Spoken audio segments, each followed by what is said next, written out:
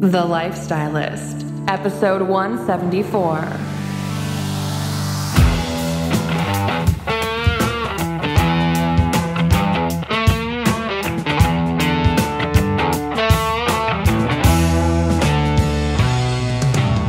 I'm Luke Story, a former celebrity fashion stylist and founder of School of Style. For the past 20 years, I've been relentlessly dedicated to my deepest passion, designing the ultimate lifestyle based on the most powerful principles of health and spirituality. The Lifestylist podcast is a show dedicated to sharing my discoveries and the experts behind them with you.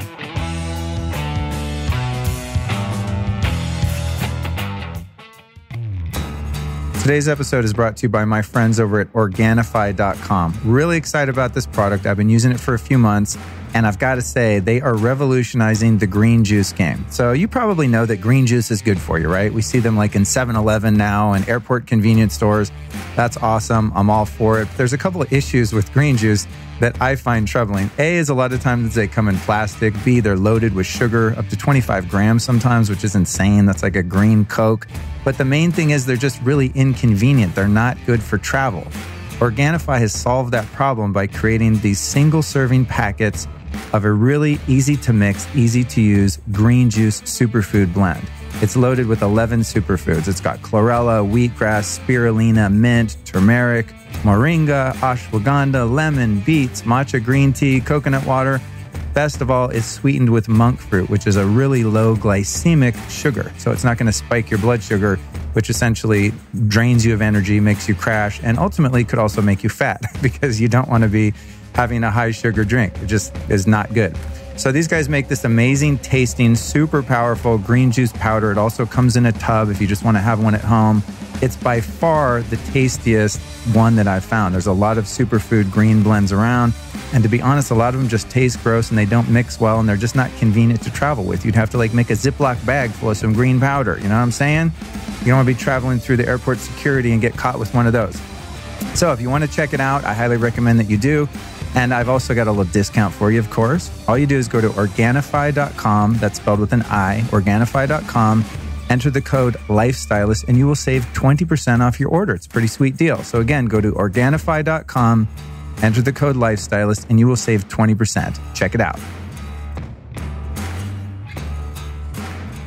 Welcome to a very special episode of the Lifestylist podcast. This is, in fact, the first show I've done out of 170-something shows on a nonprofit foundation. So today we're going to be talking with the team from Wellness for Humanity that works with AmpCoil and helps people recover from Lyme disease. So this is an issue very close to my heart.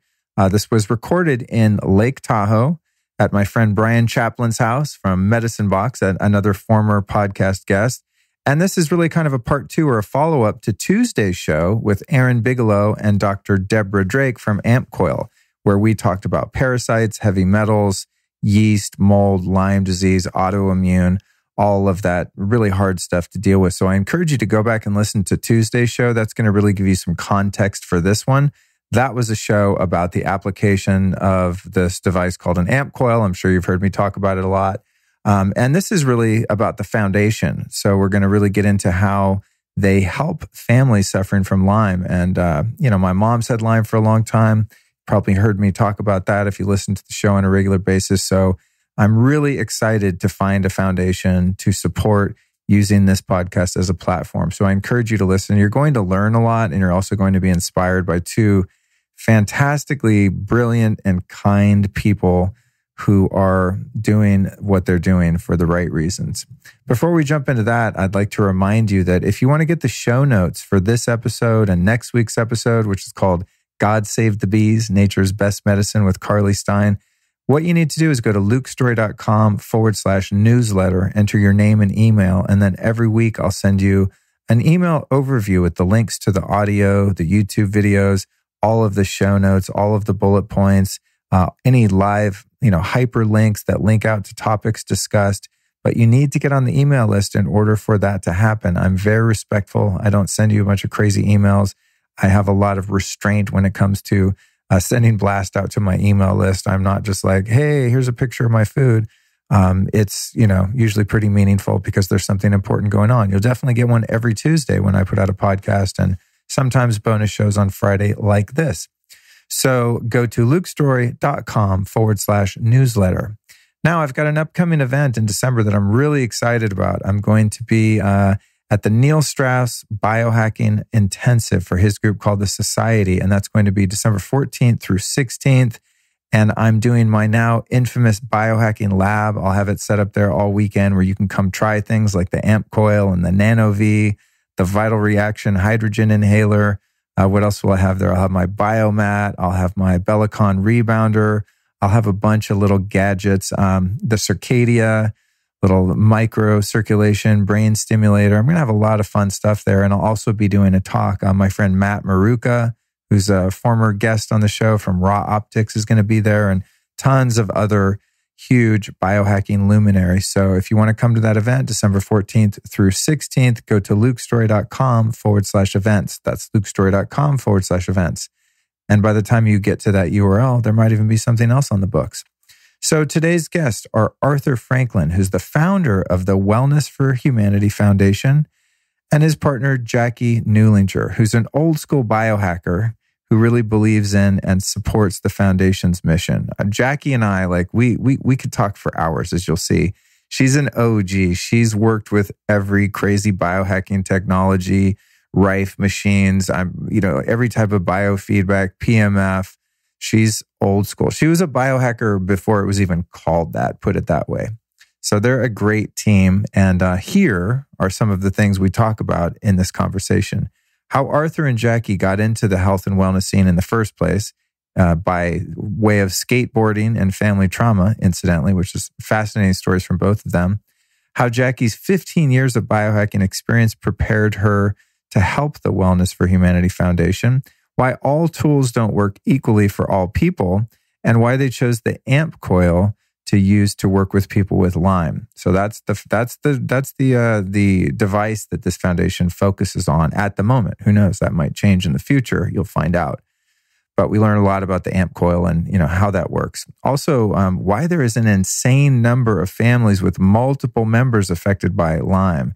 Very sort of conspiratorial situation. Lyme disease is a really weird disease, and it's very it's not very understood. A lot of people don't know a lot about it, and most people don't realize that when one person in a family gets it, oftentimes everyone gets it, and we're going to learn why. Making a pact to help people with Lyme disease. What really motivated both Arthur and Jacqui to choose this one particular health challenge to devote their foundation to, and how the Wellness for Humanity Foundation operates on a day-to-day basis, and how they choose the family to work with, what the criteria is, how you can support the foundation if you have Lyme or you know someone with Lyme, of course, how to contact them and how to get involved in what they're doing. And then why the foundation is collecting data from the families they provide AmpCoils to, and how this is helping everyone learn more about the effects of this PEMF/biofeedback device. And then working with a team of medical doctors and naturopathic MDs to conduct more clinical studies. I'm really excited about this because when it comes to some of these cutting edge technologies that aren't a medical device, such as the AmpCoil, you have a lot of anecdotal evidence. And within anecdotal evidence, of course, there is some placebo, and you have to take somebody's word for it, So I find that people are more the more skeptical biohacker or someone that's interested in alternative medicine and alternative healing and things like that, they want to see data, they want to see science. And so the foundation is in a position to really start getting some of that done. So I'm very excited about that because even though I'm a bit more on the intuitive woo-woo side when it comes to health, and I just follow my intuition and I really use my discernment when I'm using different devices or supplements or recommending them to other people like listeners of the show, I also like to see some science too. I want to see some data. So I'm really excited about what they're doing in terms of collecting data as they help all of these families. And then finally, they talk about the foundation's efforts to help veterans, which is obviously a group of Americans that are highly underserved in so many ways. And so anyone that helps veterans, man, I'm down with. Can you imagine the sacrifice that's made by veterans and law enforcement to protect those of us that are just here on U.S. soil living the dream. So I love that they chose to really put some focus there. And it's very inspiring. I'm really excited to actually present a show for a foundation like this and help them get the word out. So hopefully I'll be doing more of these, and if you have a foundation you believe in or work with, feel free to go to my website, lukestory.com, email me. And if it's something I feel I can get behind, I'm happy to support. It takes a little bit of effort and some work to put together an interview and put out an episode, but it doesn't technically cost a lot of money to put out a show. So if I can help get the word out about something like this, how AmpCoil and Wellness for Humanity are helping people with Lyme, if there's other technologies or modalities that are working for people in other foundations, I'm interested to learn about them, because one of the main purposes of the Lifestylist podcast is really to help alleviate suffering, whether that be spiritual, mental, or physical. That's my job. Es mi trabajo aquí. That's what I'm up to here on this microphone. So thank you so much for listening to the Lifestylist podcast. If you're a new listener, welcome to the show. You're listening to a special bonus episode. So as I said earlier, make sure to go back and listen to Tuesday's show to get some background on AmpCoil, and check in with us next Tuesday to learn all about bees and why they make the healthiest food on the planet. For now, I'm going to sign out and go ahead and jump into this interview with Arthur and Jacqui. See you soon.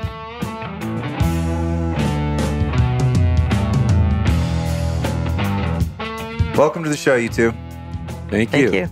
Great to see you again. Jacqui and I were hanging out today. I got a lot of your background, which is good, because I didn't know that much about you. And so we're prepped for the interview. Welcome, Arthur. Thank you. Arthur and I text a lot about all things AmpCoil and natural healing and stuff. So it's good to sit down with you two. So as you know, and the audience will know one way or another, I just sat down with a team from AmpCoil and talked about that technology. And now we're going to be spending this episode, which will likely come out as some type of bonus episode, talking about Wellness for Humanity.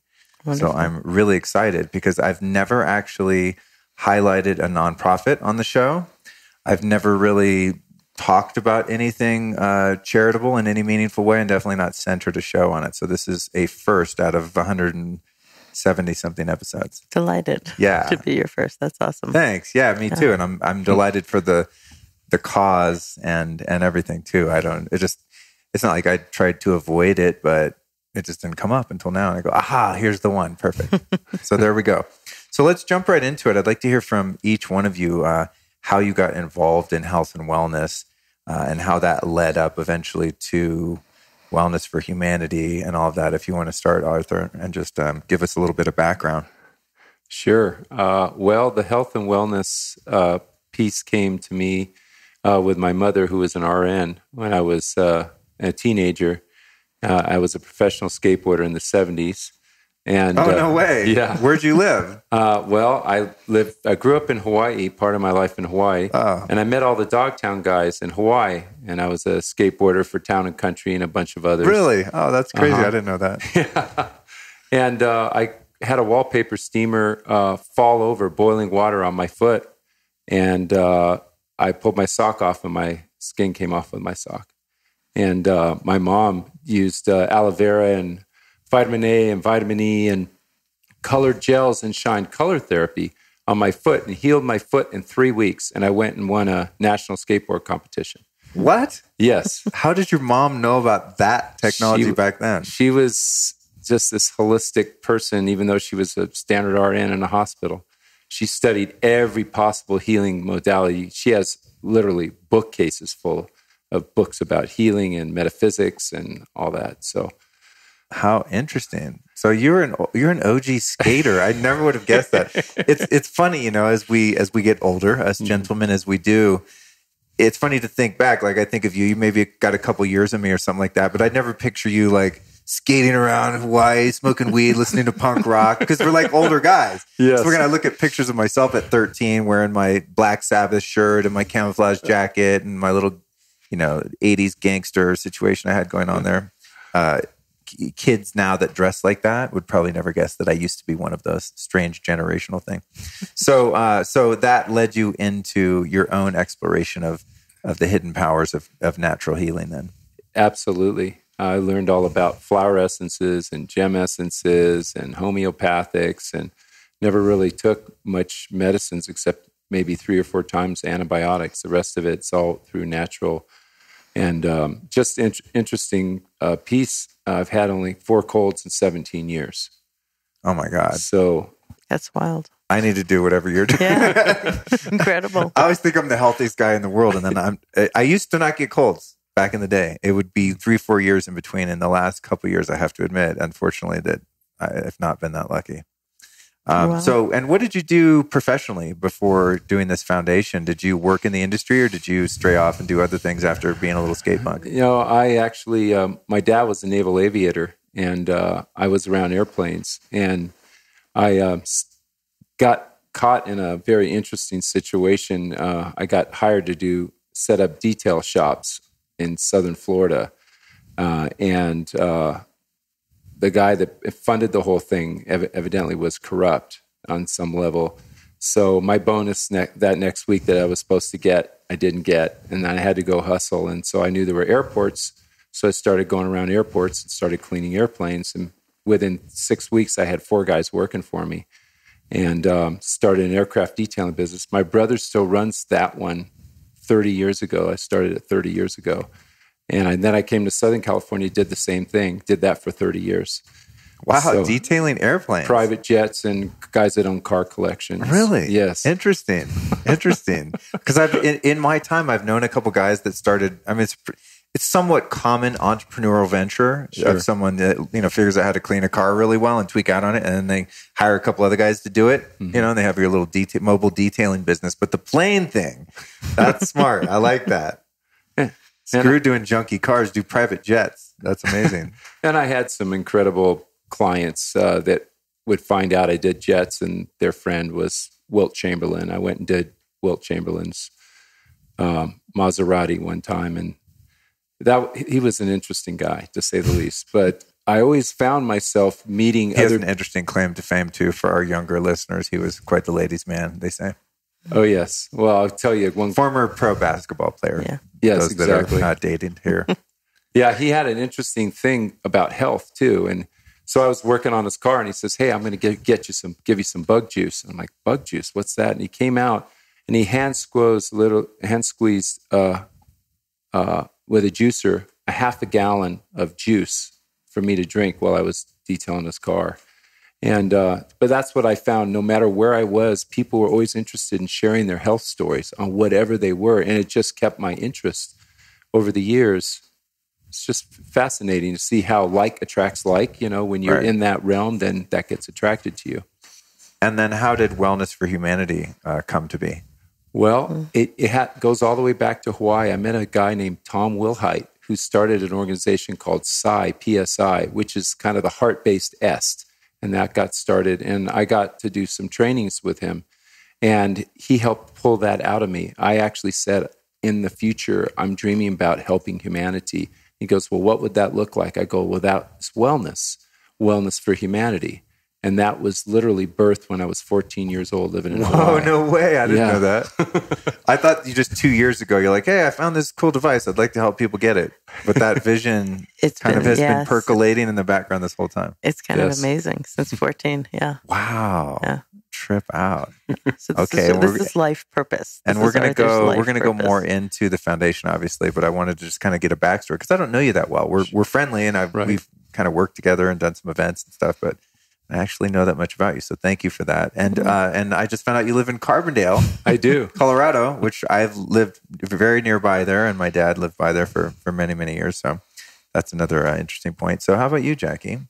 I learned a lot about you today. You have an interesting background too. Tell us a little bit about your natural healing I have an interesting background. Journey. Came into it unexpectedly. So, started more in a normal course of life, got married, had some kids, started a business, very traditional, and found myself in a situation where we had trauma in the family.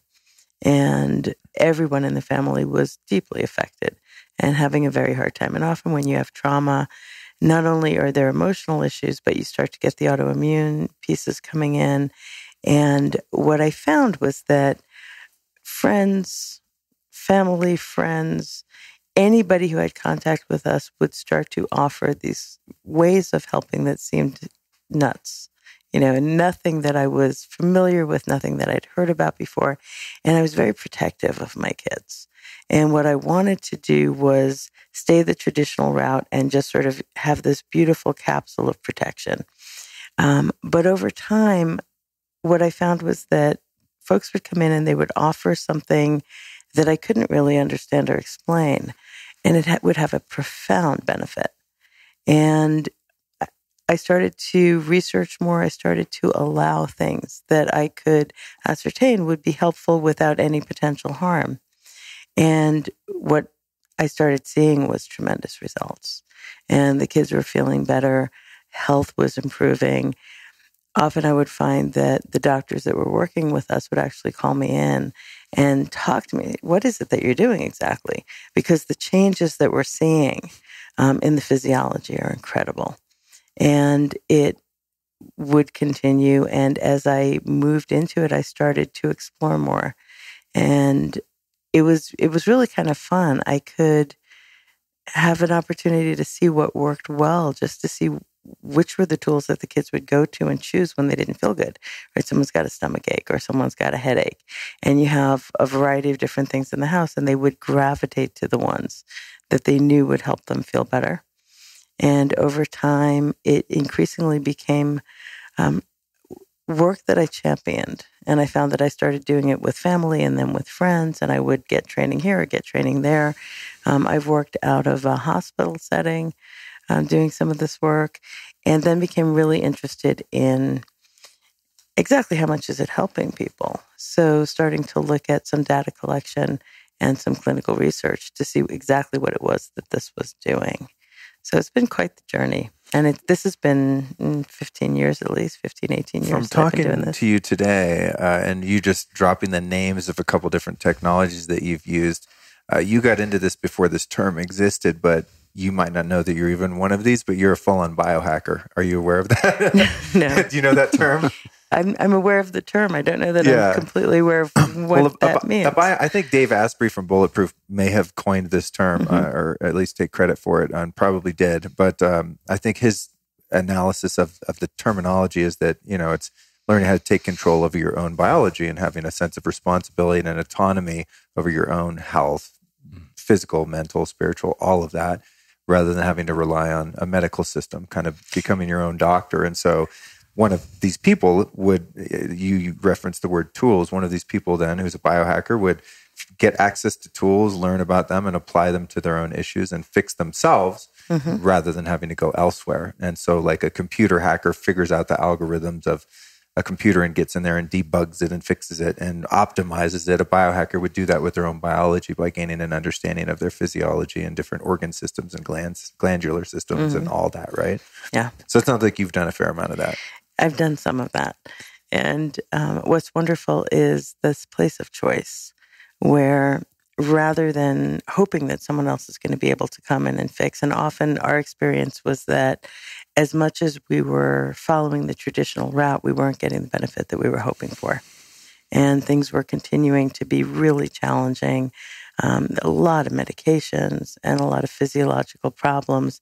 And as we started to discover that there might be other ways to just ease some of this and resolve some of it, what an incredible moment in life to find that you have the ability to choose, to step into an experience where you can take responsibility for yourself and see whether you can adjust the experience that you're having in a way that just improves the quality of life. So, yeah. Yeah. And in that responsibility, too, it nullifies victimhood, too, which is so disempowering, right? Thing. Yeah. Yeah. I found that to be true in many of the things that I've worked on myself, psychologically, physically, and otherwise, when I'm not like, why is this happening to me? It's such a weak position of power, Yeah. So when you're working on your kids and things like that and the issues that they were having, it sounds like some of the stuff you did perhaps was in, dietary changes, herbalism and things like that. And then some more in the technology space, which is what I got from you today. Yeah. What are some of the different technologies and modalities in the energetics and devices and things like that you've experimented with, that you've found have some efficacy? There are many. There are some biofeedback devices that have been phenomenal. And that's where I started, and I found that it had significant benefit. We saw a lot of changes. There were, as a result of using those tools, there were changes in medications. There was definitely a drop in medication where there were autoimmune issues. The levels in the body, the hormonal levels would start to shift, and there would be significant verifiable improvement. There were some light therapies. We used some laser therapies. Some of it was not technological and simply meditation and starting to become more aware of being able to drop into that space where you're still and you're relaxed and you see sleep patterns improving and you see behavior start to improve. So many, many different modalities. And what I found is that each one has a little bit of a different piece. I find it's interesting. You would think that all tools would work equally for all people, but that hasn't really been my experience. It seems like there are some tools that work better for some portion of the population. And, I know people who gravitate toward a specific type of, cold wave laser. And for them, that's the best thing on the planet. They don't know how they're going to live without it. And other people can try that tool and say, yeah, not so much, not for me. So for each person, it's an experience of looking to see what works best. And I've been doing this, as I said, over 15 years. And I'm always astonished when I find a tool that seems to work incredibly effectively for the majority of people who use it and experience it. So cool. Thank you for that. Yeah. And then with you, Arthur, I mean, you sound like you've just been the pillar of health. Other than burning your foot off, have you had any health challenges within your immediate family or yourself that you've had to work through or been put in a position where you really had to do some searching and find alternative means by which to get well? I've had the good fortune in my immediate family. No one's ever had really anything serious, though. I had, when I was in 2006, I had a trip to Peru, and I had a really bad experience with bad water, and it was extreme. And 3 years later, I had a very serious situation of extreme parasites and heavy metal, and created loss of short-term memory for 9 months. And I was married at the time. We're still very good friends, but she was the one that taught me everything about taking the food and what oils to cook with and all of those combinations which could help pull those toxins out of my system and move the parasites out of my system. So it was pretty devastating because I lost everything. I lost my property and my vehicles. And so it was very intense hardship. Wow. Oh, so you did have a bout there. I did. Wow. I've never even lost my property. Well, I've never had any properties. That's why. Oh, okay. And then how did you, how did each of you come to find out about the AmpCoil? And then I want to find out how that, manifested into the foundation too. Sure. It's an interesting piece. Erin was introduced to me by a mutual friend of ours. And this woman wanted to make sure that we knew about each other. And we met in the front of her house in the garage in Santa Cruz. And it was like he was my younger brother. And we made a pact right there in the garage. Like, I told him about my dream about wellness for humanity. He said, well, I want to build something to help people with Lyme. And so we made a pact. I'll help you with AmpCoil, and you helped me with the foundation. It was very fascinating how it came about. Because I was so into frequencies and so many other things, I actually was early on involved more with AmpCoil and actually built some of the programs. And they started working so well, and that's what really lit a fire underneath me, because I'm like, okay, now there's a tool, and I can now focus on the foundation, and we have a really good tool. So let's prove the validity of it. And let's prove, through observation, is this really valid? valid technology that can really help people. So, and that's kind of how Jacqui came into it. And I'll just say that it was so amazing to have that opportunity with her, because she was very analytical and like, let's look at this very strategically and make sure that this is systems and system trackers and being able to prove the technology and its worth. Mm-hmm. And so that's how it started to come about. And Jacqui, you can. Yeah. Aaron and I have been friends for about 15 years. I've known Aaron in Geneva for a very long time. I've known them through other industries that we were mutually involved in, and had been aware that they were in the process of creating this technology from before it was something that was completely packaged, kind of from the very beginning. So we'd be in conversation about it back and forth. And in my world, I was very busy. Life had kind of moved on. I was doing other things. And then every 6 months or so, we'd have a conversation. And then my partner started becoming ill. He had Lyme disease. And in his family, his niece and her family, she and her husband, 2 children in the household with Lyme disease. That seems to always happen, right? What has been astonishing to me in all of this is how widespread this is.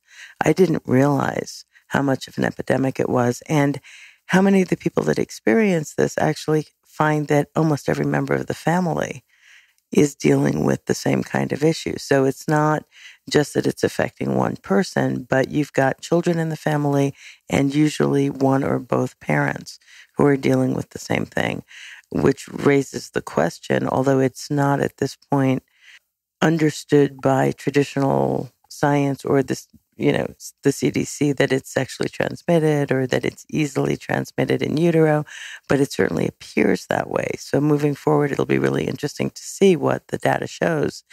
And the experience certainly of the population is that that's happening, that when one person in the family has it, that it seems the entire family has it. And it comes, not only is it, you may get one person who tests positive for Lyme, but everybody else then starts to exhibit the exhaustion, the fatigue, all of the symptoms that go with it, and, diagnostically verifiable autoimmune conditions. So, that piece is astonishing. And to try and move through this, my understanding is that for some people who have an immediate diagnosis and they do a long course of antibiotics, they might do relatively well. But I speak to many people who've done that and don't do well, and they continue to really struggle. So having somebody in the family that was experiencing this, I reached out to my friend and say, hey, how are you doing with, the folks that have this? And they went ahead and decided to bring a device into the household. They're doing significantly better. And my partner, Vaughn, wasn't feeling well, so we started using it as well. And what was surprising to me was not only how quickly Vaughn started to feel better, but having it in the house, and I started using it, I don't think I realized that I really wasn't thriving. And I wasn't feeling as well. I'd had a bout of pneumonia, and then I would get better, but I wouldn't get 100% well. And then I had another upper respiratory second bout of pneumonia. And when I started to use this, suddenly I felt my energy coming back, and there was a significant improvement in my health. And this got my interest. And I say, okay, exactly what's going on here and what percentage of the people that are using it are experiencing the same kind of benefit from it. And so we found a way to start to look at that and see what this thing is doing. So Aaron introduced me to Arthur and started to come in and help with the work that the foundation was doing. They already had a fabulous program in place, which is the Lyme to Wellness program. So Arthur, I'll let you say a little bit about. Awesome. Yeah, cool. Thank you for that, Jacqui. Yeah. That must have been a huge light bulb moment for you when you're like, I didn't even know there's anything wrong with me. Yeah. Right. And then you start feeling better. And it raises the new sort of baseline, right? The new baseline. Yeah. Yeah. That's interesting. Incredibly. Okay. So how then did this foundation, this dream that you had at 14 start to come to fruition? And when you met Aaron, give us a little bit of how the foundation actually is operating now. Sure. When Aaron came together, we came together. the idea of being able to truly find a technology that could be actually of value to helping a lot of people. This has been my search actually for almost 2 decades. Like, what can really help people's life force increase? Because I know when one has a strong life force, they have a tendency to overcome their challenges with a cold or anything like that. They seem to have a stronger immune system. So the people that were compromised could really see them suffer. And so that's really where it came in, is out of compassion. Like, I have such great health, and I see so many people, even in my own family, that were challenged. And that allowed me to just start searching about foundations and about nonprofits. And I really started digging, and I found an incredible woman that literally took me under her wing and said, let me teach you about the differences of these organizations and how you can set up multiple programs in a foundation versus a nonprofit. So our foundation has a nonprofit status, but we're able to do multiple programs in the foundations. Oh, interesting. I didn't even know there was a distinction there either. Oh, go figure. Okay. Yeah. Cool. So that really helped me to start getting excited. And when I shared it with Aaron, he's like, you got to do this. This is your calling. I said, I know it's my calling. And so he was very supportive. He says, well, maybe what we can do is let's look at how we can take a little bit of money from each device that's being sold, and let's donate that to the foundation. And that started giving us a little bit of traction, so I could pay a couple of people part-time to come in and start helping build the programs. And that's literally how it got birthed.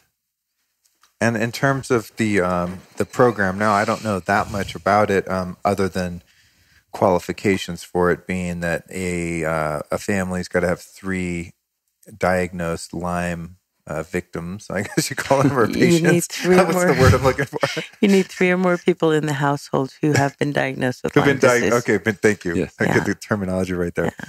At which point the foundation lends them a device which run anywhere between $8,000 and $10,000 if you wanted to go buy one of these, and then they get it for 4 months. Is that right? We place a device with a family who qualifies, and we have significantly more applicants for this program than we do devices. So we're looking at the state that the family's in. Okay. What we're finding with a lot of the applicants, and again, it's surprisingly consistent and heartbreaking, is that you've got parents who've lost jobs, they've lost homes, the kids are not able to go to school. It's astonishing to me. I certainly didn't realize before I came in and started having this conversation how much people were struggling with this.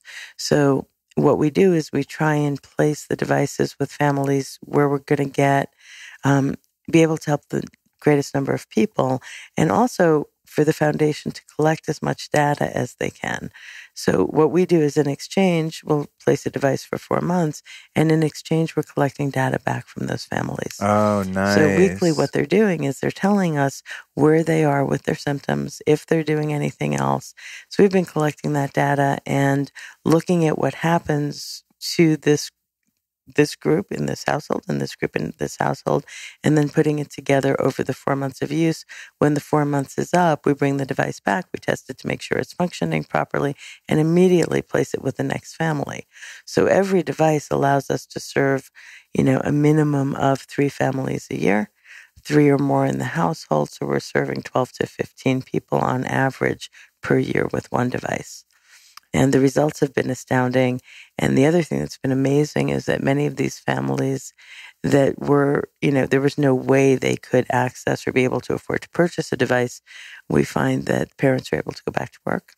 Kids start to go back to school, significant reduction in symptoms, and that most of these families choose to find a way to obtain a device because they're feeling better.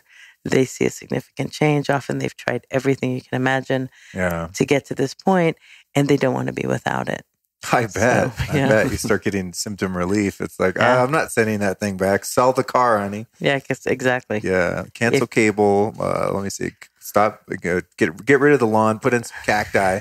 Yeah. Wow, that's fascinating. So I guess one of the cool things from the foundation point of view then is you can request that data and make that sort of a stipulation of the loan. Whereas if I go buy a device for $10,000, I'm like, peace, I'm moving to Brazil with this thing. You're never going to hear from me again. I'm going to go get well. I have no incentive whatsoever to report back the results to said company that sold me the thing.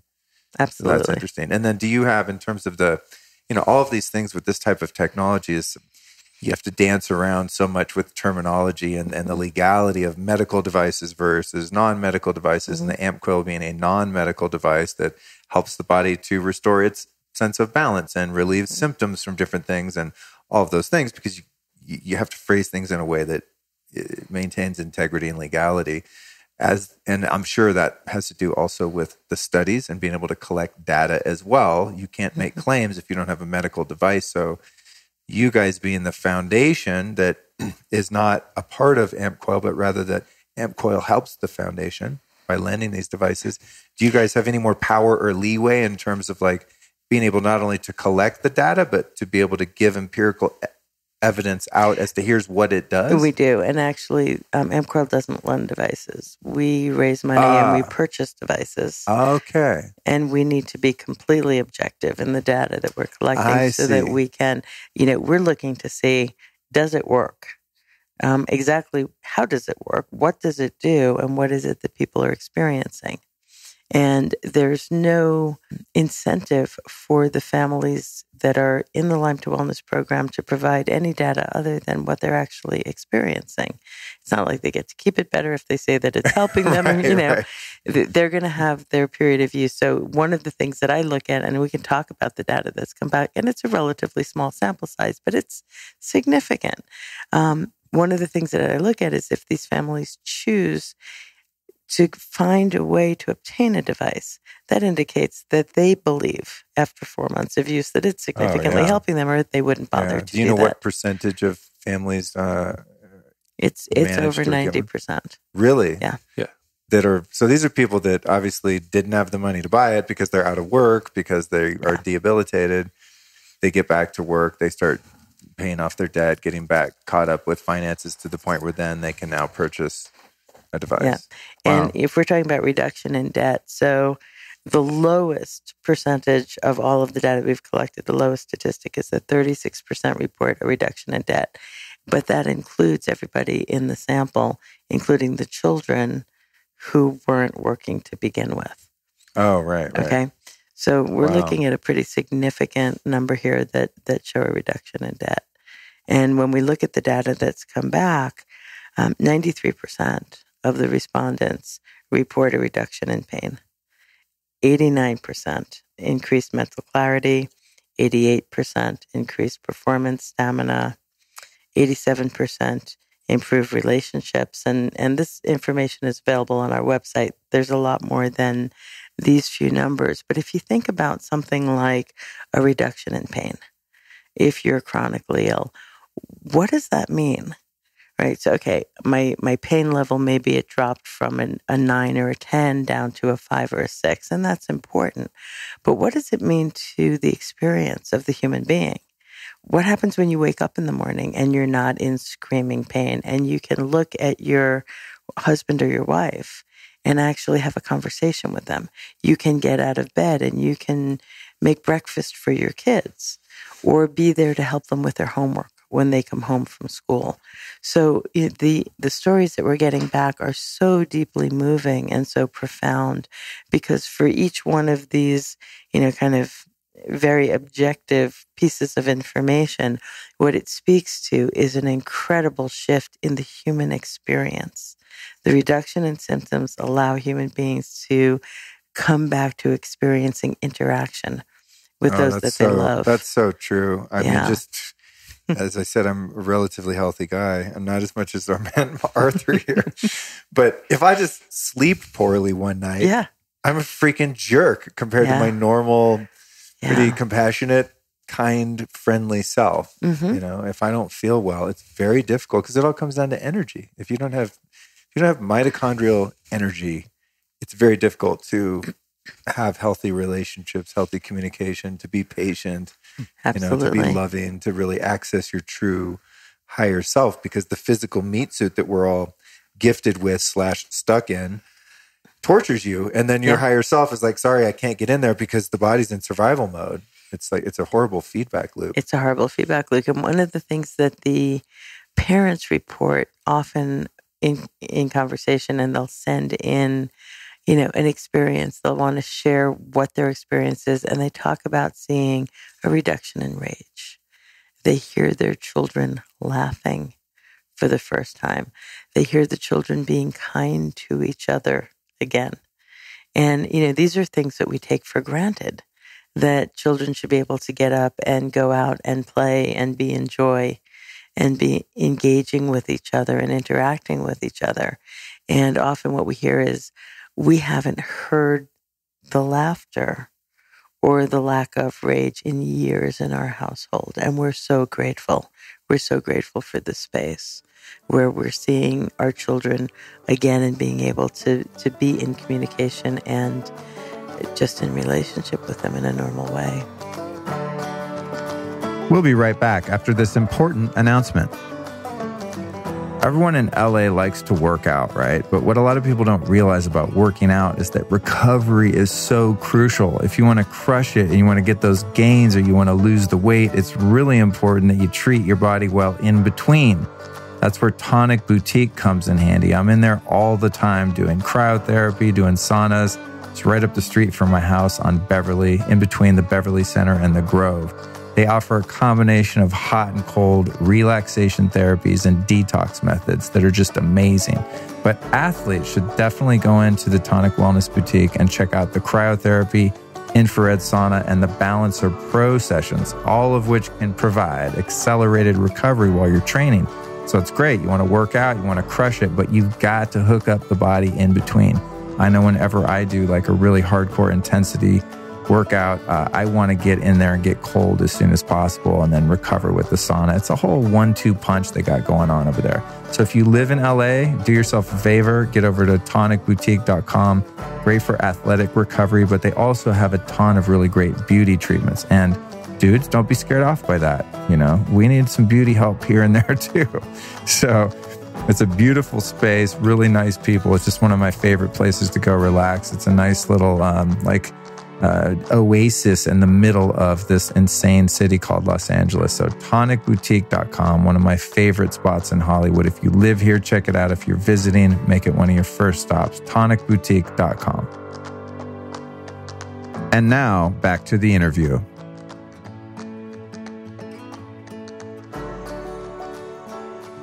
In addition to anecdotal data from users, do you foresee, given, I know research is obviously really expensive, more expensive than buying devices and lending them to people, but do you see a point coming anytime soon where you can do more, even lightweight empirical studies, absolutely, where you're doing live blood cell analysis, having someone's blood work done before and after a session, gut biome testing, things like that? Even things as simple as a range of motion. And just being able to test oxygenation of the blood. I mean, there are very simple things that we can do. And we are in the process of working with a team of medical doctors and naturopathic MDs to move into more clinical studies. So Awesome. We are about 90% through the first proposal that we will submit for an IRB overseen clinical trial. Damn. Yeah, like the real deal. The real deal. That's amazing. Yes. Because I know, for myself, I'm just an inherent seeker. I'll try any meditation, I'll try any yoga, I'll try any vitamin, any device, any supplement, if I have an intuitive feeling that it'll work, Yeah. But it's much more meaningful to me if I can just see a couple studies, a couple photos, a couple testimonials. It just gives me that much more umph, and enthusiasm about said protocol, whatever it might be. I mean, even just today, I was looking at someone's website. I believe her name was Lori. She wrote a book about Lyme. She was there at the conference, and she said, I'm going to send you an email. Go to my homepage, look at my son's live blood cell analysis.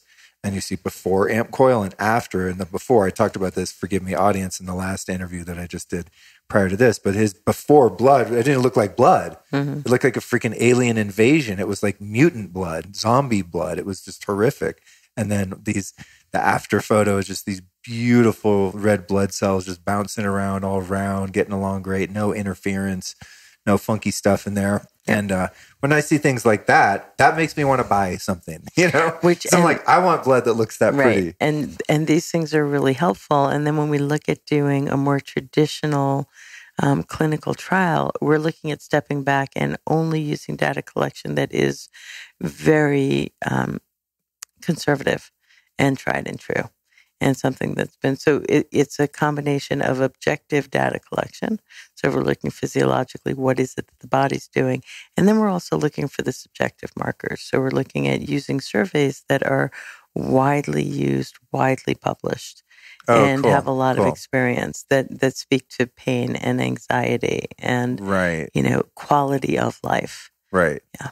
Right, because the more nuanced a survey is, the more skewed the results could be, right? Correct. Yeah, interesting. Do you have anything to add to that? It allows more, I would say, authentic results where people can actually trust the procedural way that the study was done, and because those are tried and true, specific benchmarks, then when the results are there, it's indisputable. And so that for us is an important aspect for us to be able to produce and do this study so that it takes it to the next level and people can feel even more driven to possibly support what these studies are actually showing, which has been our goal all along. Right. So right now with the foundation, it goes without saying that there's more sick families out there that are on a waiting list. And so it's not like you have to prove to people, hey, this thing works and it's going to help you with the symptoms of Lyme or other autoimmune issues. There's plenty of people there already that are like, hey, I'm convinced enough to try it and I don't have the money to buy it. Yeah. But you could use this data and this evidence, that studies that you're going to be working on, to say, hey, people with money that want to put your money behind a charity that's legit, that is really helping people, that isn't, snake oil.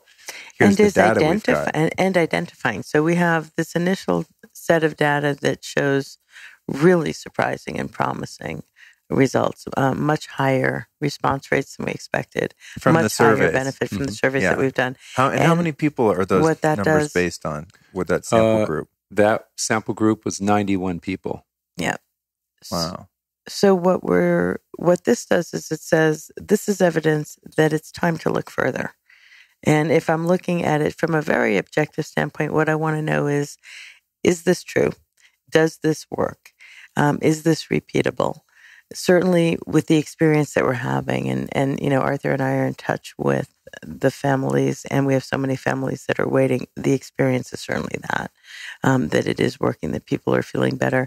And from an objective place, we want to come in and look at a larger group, and we want to look at using practitioners that are applying the same protocols across the board to everybody who's in the study and standardizing it. Oh, okay. Right. Because with this particular device, I mean, it's really a user generated. They're using it in the home. Yeah. I mean, and they tell us what they're doing. Okay. And they may use it, one person may use it twice a week. Somebody else may use it twice a day. Right. Yeah. And there's, hundreds, if not thousands, of different combinations of frequencies that you can sort of, customize as a user too. Exactly. Exactly. And then, and so this will be very standardized. Right. And as we go in and we're talking to the doctors and the researchers and working with them to create it, their first question is, does this or does this not alleviate human suffering?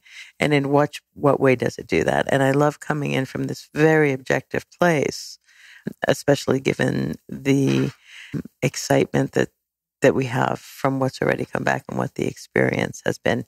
And as you were asking, we have so many more people waiting for devices than we have.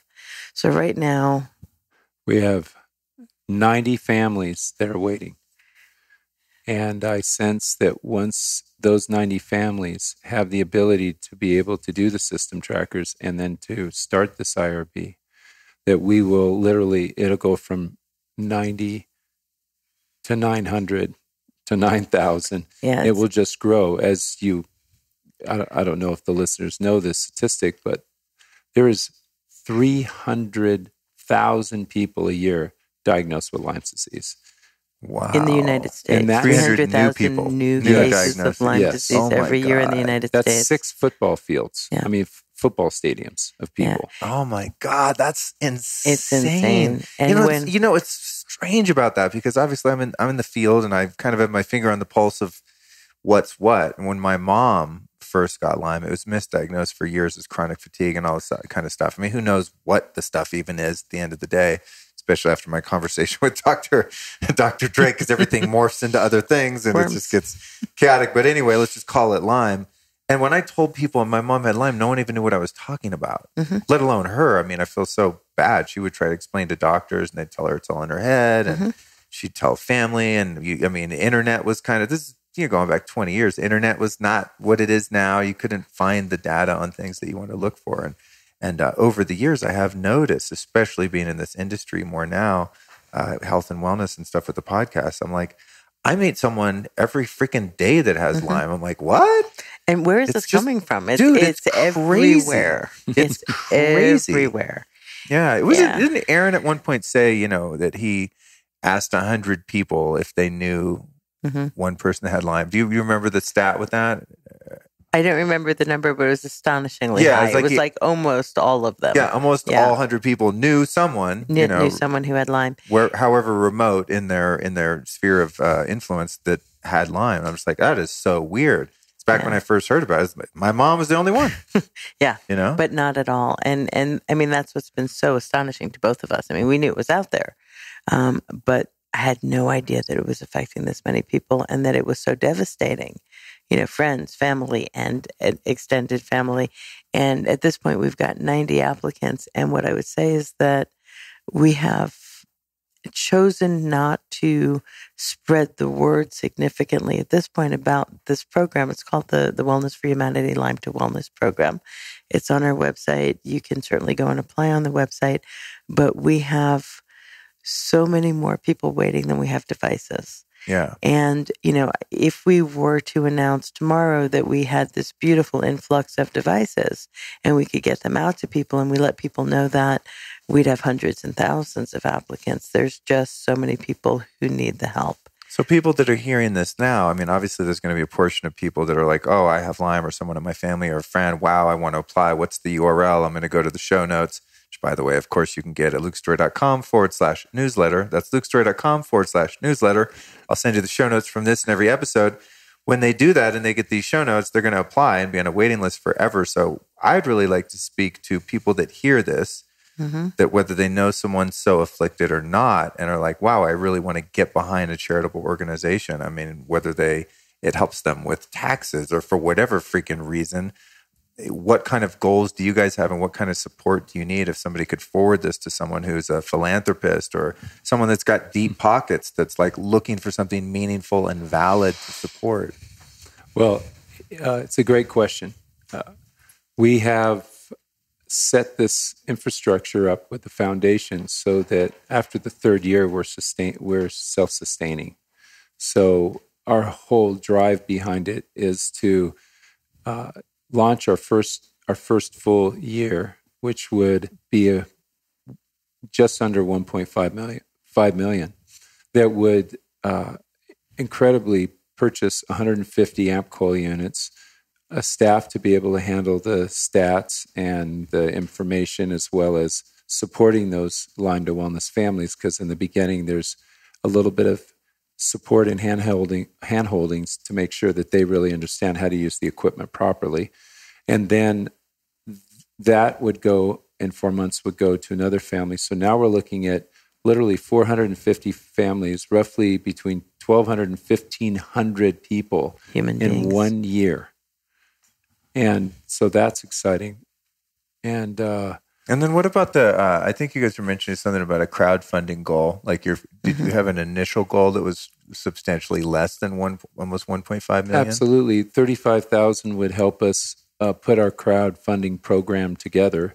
And that would allow us then to gain some traction and let more people know, because we'd be able to get that out there and letting people know about Right. it. And that would help you get to the almost 1.5. Absolutely. Right. And the other things that individuals can do, if you are listening and you have a friend or a loved one or a family member who could use help getting back to a place where they're experiencing a reduction of symptoms, you can come to the foundation website.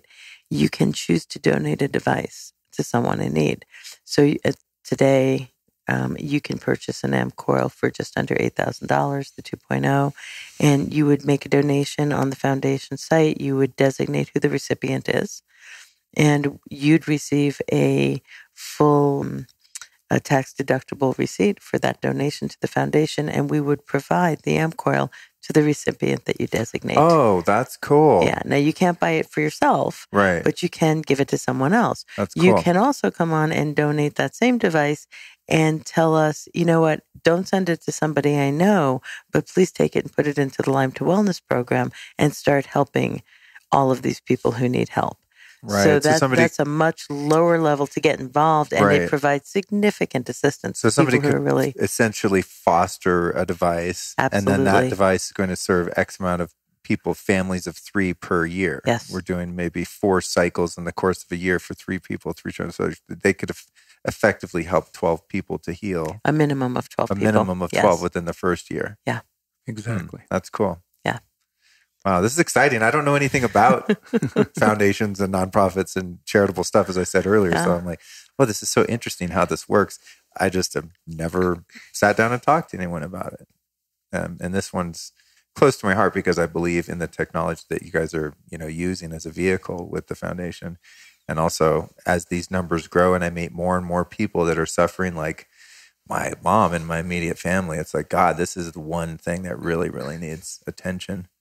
Mm-hmm. Yeah, it's just it's next level, and I meet so many young people now too. That's what's nuts. Really surprising, and so many people. little A lot of people children. that listen to my podcast and are in my Facebook group have Lyme, and because a lot of them have listened to the episode I did last year, and they many of them were at the summit actually. A lot of people came up. Oh, I found out about AmpCoil because of your show, and I'm like, yes, that's why I do the stuff that I do.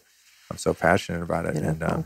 and just to get people to know about the foundation and have them, I get this vision of, it's not just individuals, but what about all the functional medicine doctors and all the naturopaths out there that are beating their freaking heads against the wall, trying to treat people for Lyme, probably, increasingly starting to come in and use this technology. Right? I'm sure, some degree of success here or there, but I mean, this success is like nothing I've seen with this particular illness. So imagine if we get some of those doctors involved with the foundation and people that actually, have money behind them. That would be wonderful. And it would be wonderful if we had some of those doctors that would have several devices and they could become participants in the study. Right. So we have folks that are registering to be in the study. They're choosing to engage and they're going to that doctor's office and having 2 or 3 sessions a week.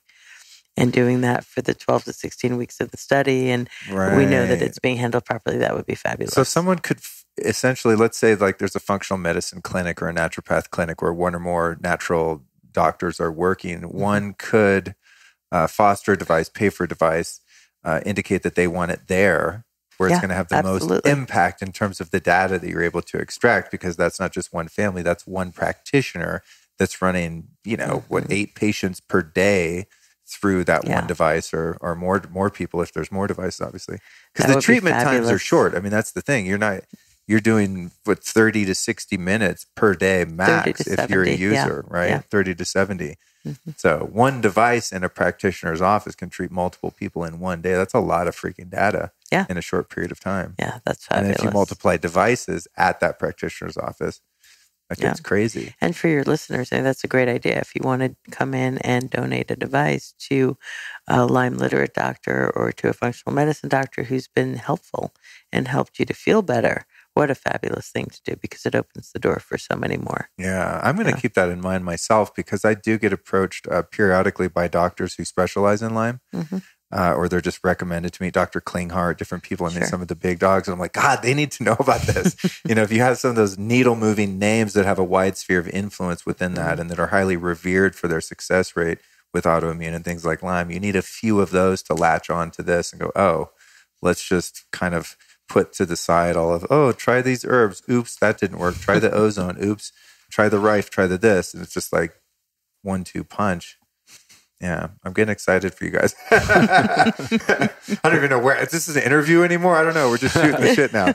But one thing that was interesting, we had two pastors purchase a device and purchase it to donate it to their congregation. And now there's 20 people that are using that device. Yeah. It's in the Washington, D.C. area. Really? Yeah. Mm-hmm. And across the board, the folks that are using it are sending back these stories with these beautiful shifts in their experience where they're feeling better and they're experiencing significant benefit. So, this is another model that we're looking to start to support, which is the community wellness program.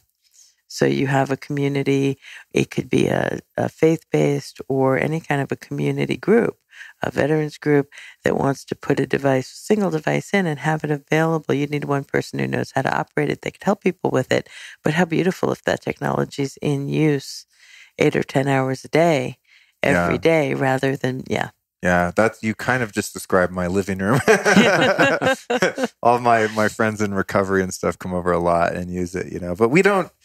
Now that I've been up here and I'm learning a lot more about the technology, I feel like I've sort of had a Ferrari in my garage and I'm still riding a bicycle around. I have the AmpCoil there and I use it, but I know I'm not using it to its fullest potential. And when I have, close friends and family come over and use it, we don't really do extended protocol. It's like I get them kind of band-aided up and feeling good, and it feels nice to be able to help people like that. But I mean, I think of one acquaintance right now that I have that's in my industry that has Lyme. I'm like, I just need to call her and just give her a key to my apartment. It's like, she'd come over there every day for an hour. I'm not even going to notice she's there, And then a couple other friends that have some fairly serious issues that I think could be helped just even outside of Lyme, It'd be wonderful for you to start to understand how to inform them what to do with it.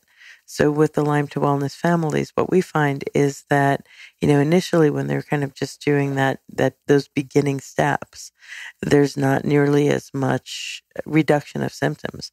But as they actually work through the suggested use and they start that consistency of entrainment and really getting into the protocols where they're completing a 6-time journey or a 10-time journey, that's where we're really starting to see the reduction in symptoms and the changes in quality of life.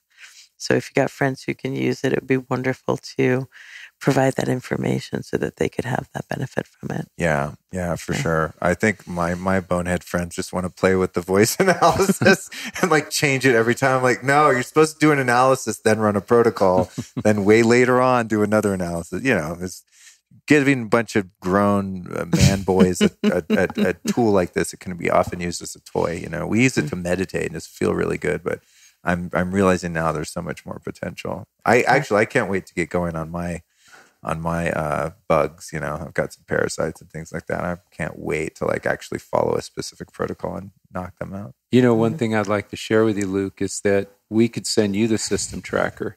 So once a week, you're filling out the system tracker. What we find out and what we have found out with the Lyme to Wellness participants is that once they start to pay attention and fill that record out of those 10 questions, after a month, they see that they are starting to see some changes. Oh, and it does something to them to become more motivated and more aware of I am getting better. It's just that's a good point. I've noticed that when I quantify some of my behaviors or habits, such as sleep, I have this ring here that everyone says, oh, it's a cool ring. I go, no, this is a really sophisticated tracking ring that tracks your sleep and a number of other biomarkers. It's called an Aura ring. And every day I get up and I check my sleep score, and it helps me to improve my sleep habits because I see results. So exactly what you're saying is true. Whereas if you're using something and you're not tracking or there's not a way to track it, it's I don't know, does it do anything? Should I do it today? Right? Sure. That's how most supplements are. To be honest, I'll read a supplements website. I go, oh, wow, impressive studies. Wow, this sounds great. I have to have this. And I take it and my friends go, is it legit? I go, I don't know. No idea. Yeah, I don't know. No it was $70. I hope so, There are a few supplements I use now that are quantifiable, and I go, oh yeah, definitely, I miss it when I don't have it. But a lot of this stuff is just like fluff. Until you start to track it and quantify, and then oh yeah, there has been a marked improvement. Yeah. And the other thing that we hear from people, like kind of in the same way, is that frequently the feedback is that the users are able to significantly reduce or stop taking many of the supplements. And we had one woman there today who had, reduced her prescription medication, significantly. Oh, didn't she say she was on 90?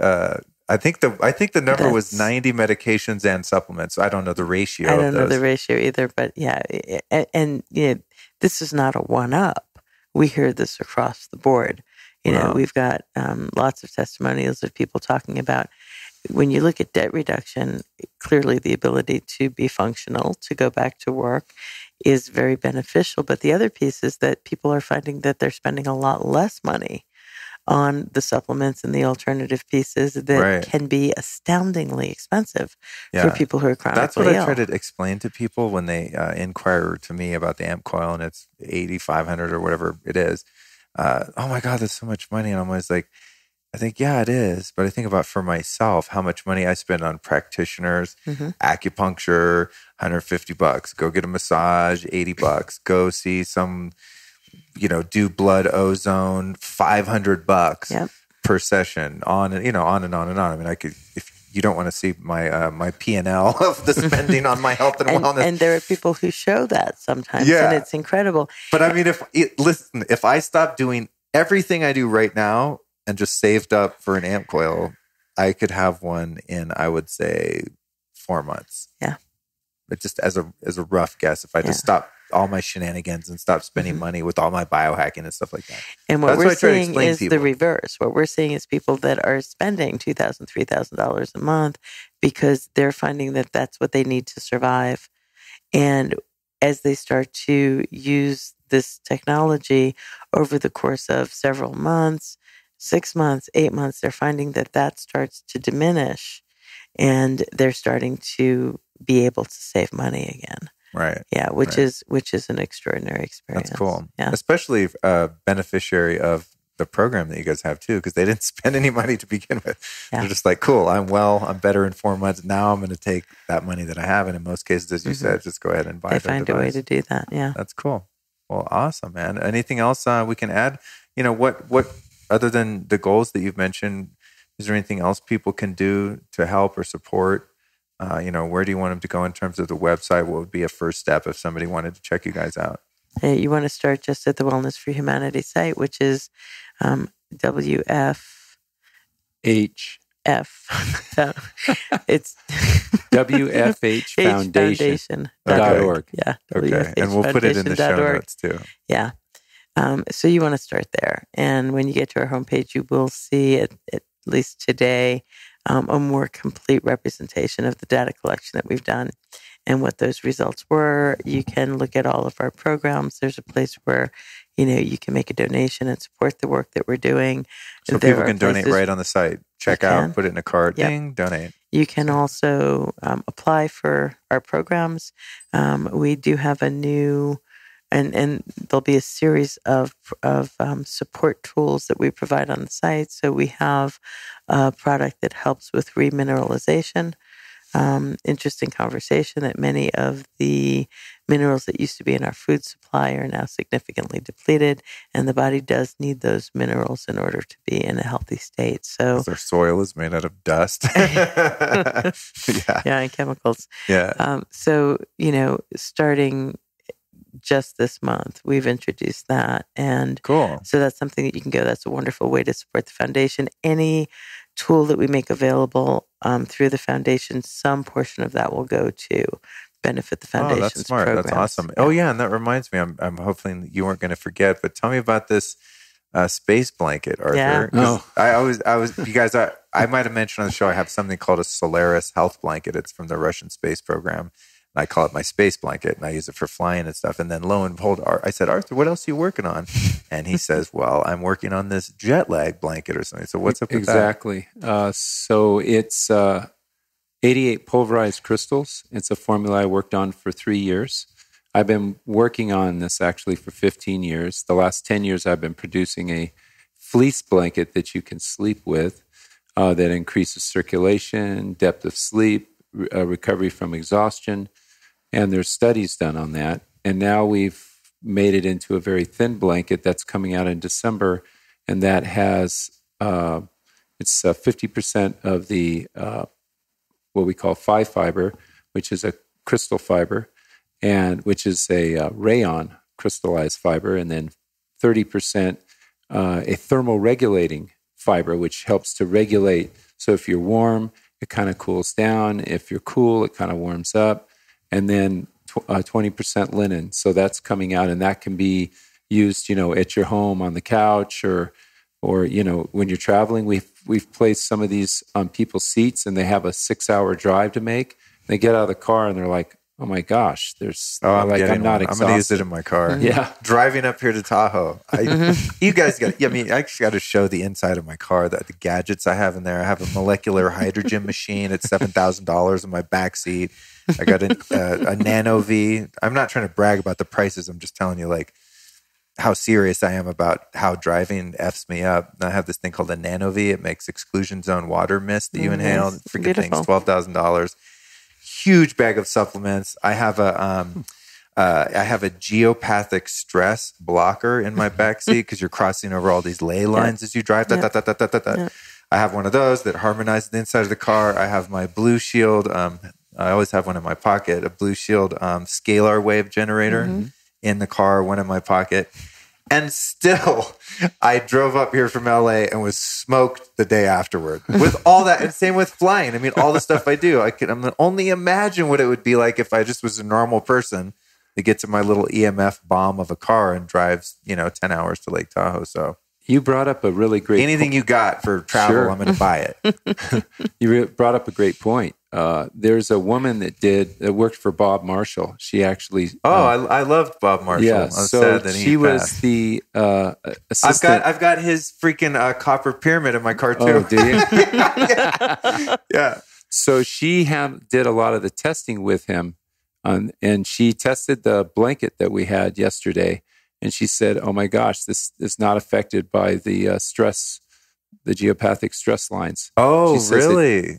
It's not affected. Interesting. That's cool. Yeah, I recently did an episode about EMFs and the geopathic stress. I was not even aware of that part. I knew about the magnetic, I knew about the electric, I knew about the radio waves. But the guy I did it with, he does. He's a building biologist, and so he comes in and has $10,000 worth of equipment and tests everything. And he has his little dowsing rods. And we were at this conference at Paleo FX in Austin. He goes, "Watch this." And he walks across the floor, and the dowsing rods are together. And then all of a sudden they go boing, and they bounce together. And we look down, and there's a crack in the concrete. And you could walk around the whole building with those dowsing rods. And every time you hit a crack, boing, they snap together. Even if you're looking up. I mean, it's not a placebo psychosomatic thing. And he said, those are ley lines. And when you walk across that, there's an interruption in your bioenergetic field.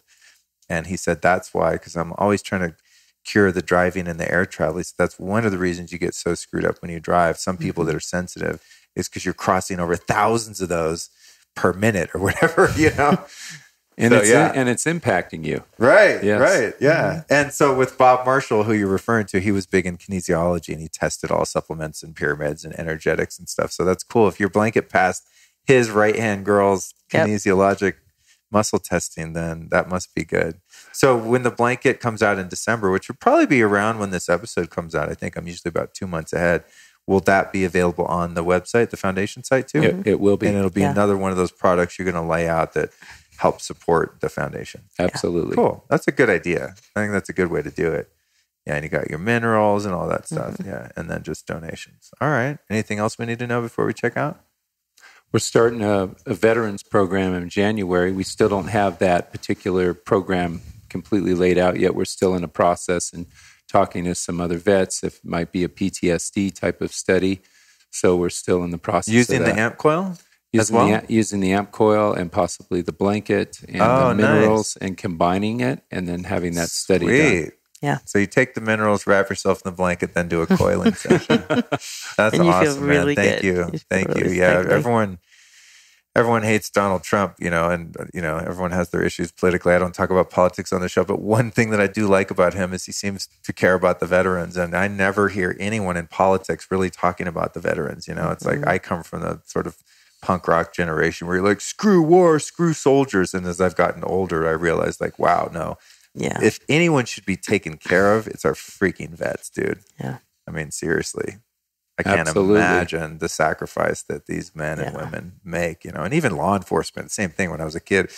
F the cops, you get a little older, which took me maybe till I was 40. And I was like, actually, I really respect police, what they're doing. Of course, there are corrupt ones and all that. And, I don't like war, obviously, but, humans are at war. It's what we do. It's duality. And so I love the idea of helping veterans. Yeah. Mm-hmm. And actually, I have gotten feedback from a number of veterans that listen to this podcast, and it's benefited them. Oh, that's different wonderful. things we talk about. Yeah, and those that's are some wonderful. of the most meaningful emails that I get. Guys with PTSD and trauma and addiction issues and all this kind of stuff. Huge. So that's awesome. Thank you.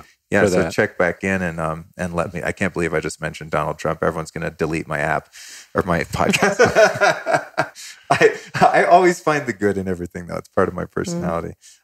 So I think that's it, you guys. Yeah, thank you so much. Yeah, thanks so much for what you're doing and for coming on the podcast. I feel like I got a lot accomplished today with these 2 interviews, and they dovetail nicely, and it's going to really help a lot of people, and that's my mission.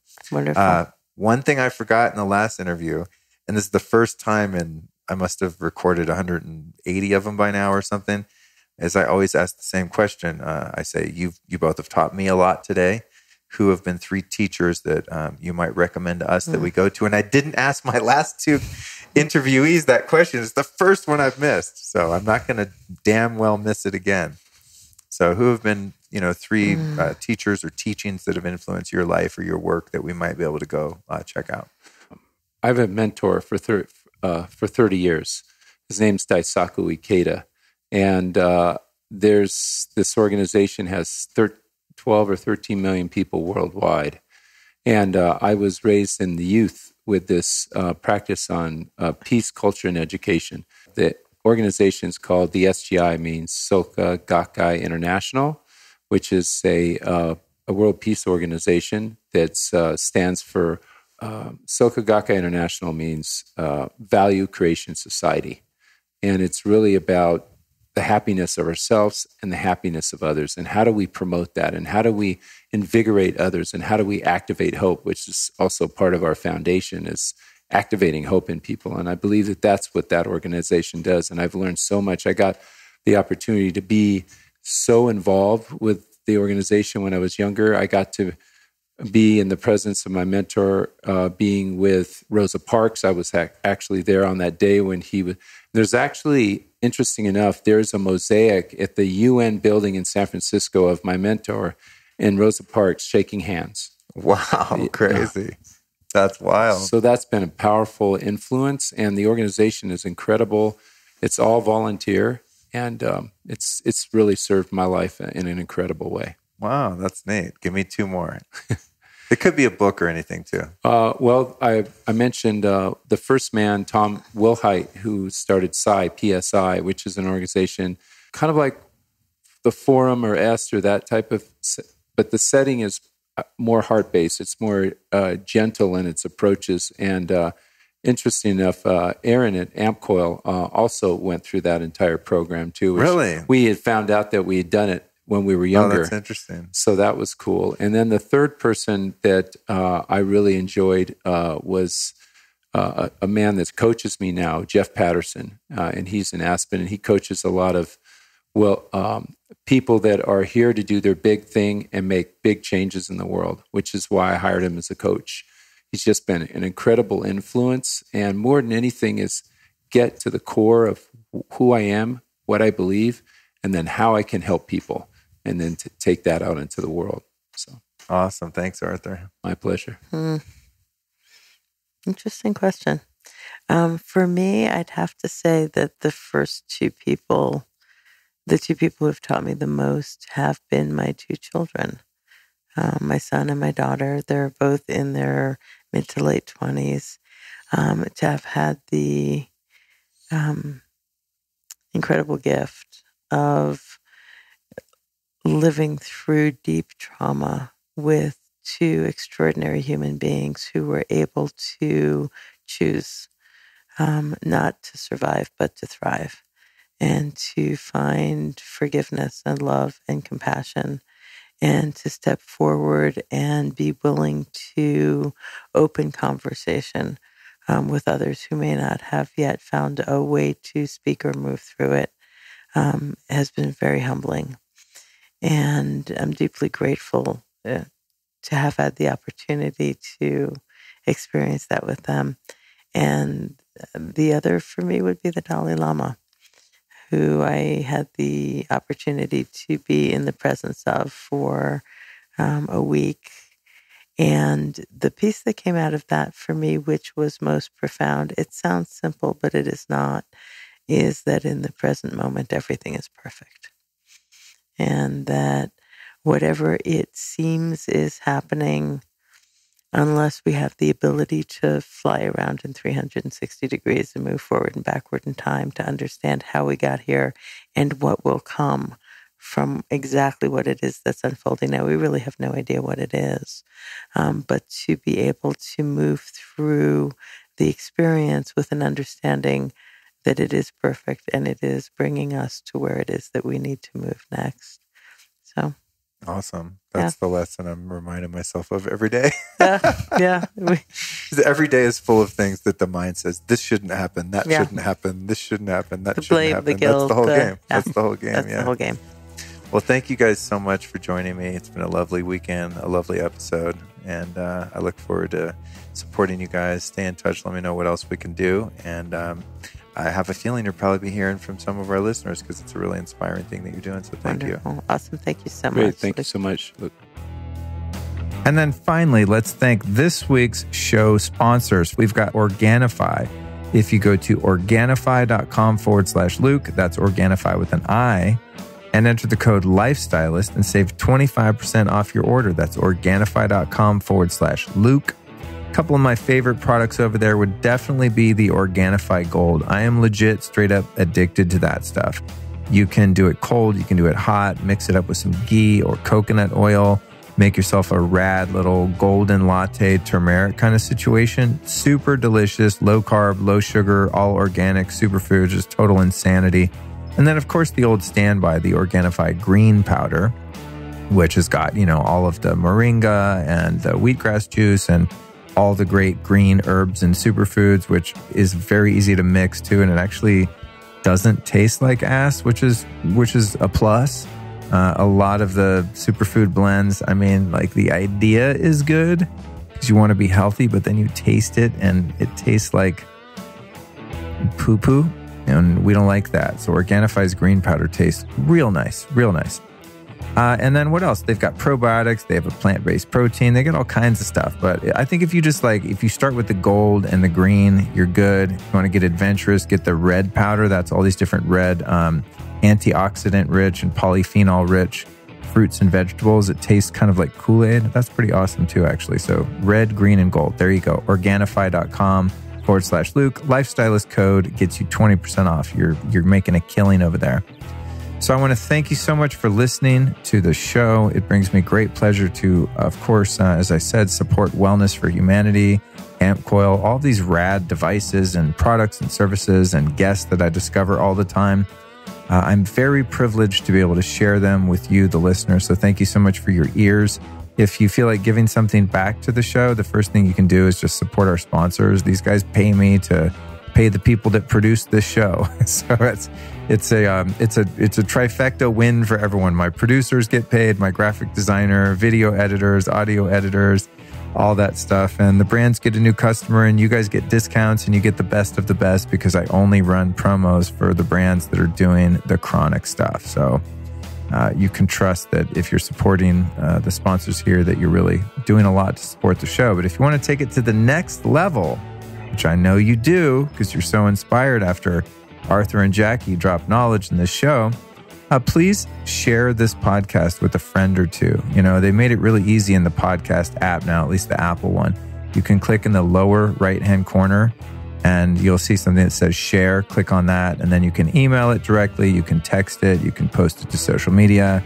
You can copy the link and send it to anyone you want.